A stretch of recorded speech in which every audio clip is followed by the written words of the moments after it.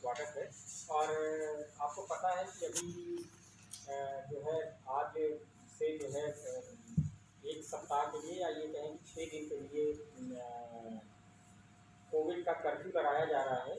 और इस कर्फ्यू को लेकर के कुछ चीज़ें हैं जो क्लैरिफ़ाई मैं करना चाह रहा हूँ कि एक तो पहली चीज़ है कि जो ये कर्फ्यू है ये हमारे और आप सभी की सेहत के लिए बहुत ज़रूरी है।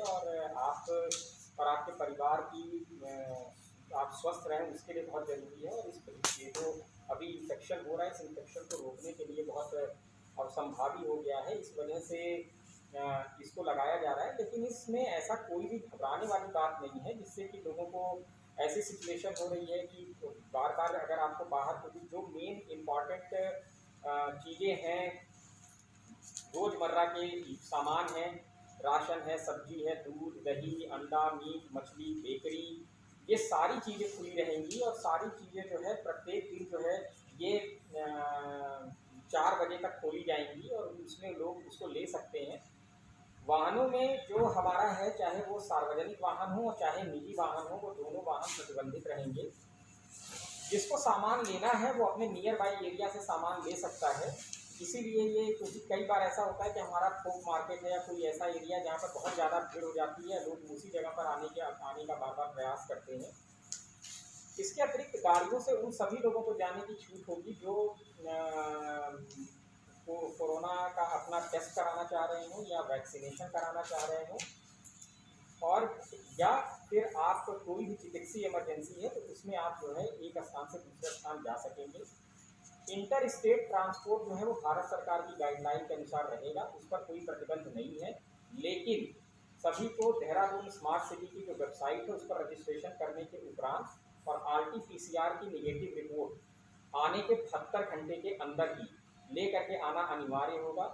जो ये नहीं लाएगा तो उसको ज़रूर जो है असावधानी कुछ असुविधा हो सकती है। अतः मेरा अनुरोध रहेगा उन सभी लोगों से जो इस तरीके का ट्रैवल कर रहे हैं, चाहे वो बाई रोड कर रहे हैं, बस से कर रहे हैं, ट्रेन से कर रहे हैं या फ्लाइट से कर रहे हैं, वो इन 2 चीज़ों का विशेष रूप से ध्यान रखें कि उनका रजिस्ट्रेशन स्मार्ट सिटी के पोर्टल पे और उसके साथ साथ जो हमारी कोविड की नेगेटिव रिपोर्ट है वो लेकर के आना होगा, जिससे उन्हें बॉर्डर्स पर कोई प्रॉब्लम या असुविधा नहीं हो। इसके अलावा जो हमारे पेट्रोल पंप हैं, गैस की आपूर्ति है, दवा की दुकानें हैं, वो पूरे समय खुलेंगी। और आवश्यक सेवा से जुड़े वाहन, और मैं एक चीज़ ये भी क्लियर कर रहा हूँ, जिन चीज़ों को यहाँ छूट दी गई है उनके लिए पास की भी कोई व्यवस्था करने की आवश्यकता नहीं है, वो लोग ईजिली आ जा सकते हैं। लेकिन इन छूट को मैं फिर से कहना चाहूँगा कि जो छूट दी गई है वो बहुत ज़रूरी छूट दी गई है। लोग इसका गलत फ़ायदा नहीं उठाएँ इस तरीके से, क्योंकि अगर कोई गलती पकड़ में आती है और आप लोग को अगर ये चीज़ें पुलिस द्वारा संज्ञान में उनके आता है या कोई भी व्यक्ति इस तरीके से गलत बयानी करके इधर से उधर जाने का या अननेसेसरी घूमने का प्रयास कर रहा है तो उसके विरुद्ध कड़ी कार्रवाई भी की जाएगी। इसलिए ऐसा कार्य ना करें, क्योंकि बहुत सारे ऐसे लोग होते हैं 1-2 मिनट के ऐसे कार्य में फिर जीवन भर के लिए उनके जो अपनी कैरियर है, उनका है, उन सारी चीज़ों पर उसका असर आता है। तो ऐसा ना करें। शादी समारोह के लिए परमिशन जो है संबंधित सिटी मजिस्ट्रेट या उप जिलाधिकारी से दी जाएगी, उसके आदेश भी जारी किए जा चुके हैं। और जिन 50 लोगों को आप इनवाइट करना चाहते हैं उनका नाम भी उस परमिशन में देना होगा, जिससे कि उनको जो है उन्हीं 50 लोगों को ही आने जाने की उसमें छूट दी जाएगी। इसके अलावा जो सार्वजनिक हित के निर्माण कार्य हैं और उसके अलावा और भी जो निर्माण कार्य हैं वो निर्माण कार्य चलते रहेंगे और उनके मजदूर भी जो है वहाँ पर आ जा सकेंगे।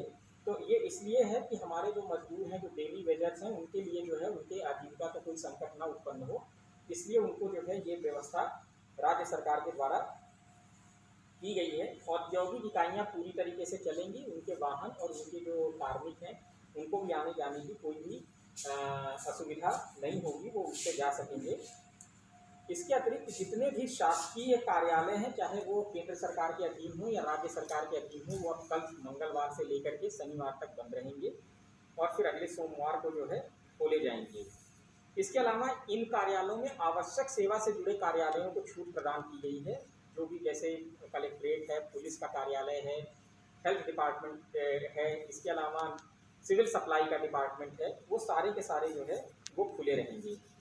जितने भी वाहन हैं जो लगाए जाते हैं सामान इधर उधर सामान को ढोने में, जितने भी मालवाहक हैं जो इसेंशियल सप्लाईज हैं, एनी सप्लाईज जो इंडस्ट्री की भी सप्लाईज लेके आते हैं, उन सभी को आवागमन में छूट होगी।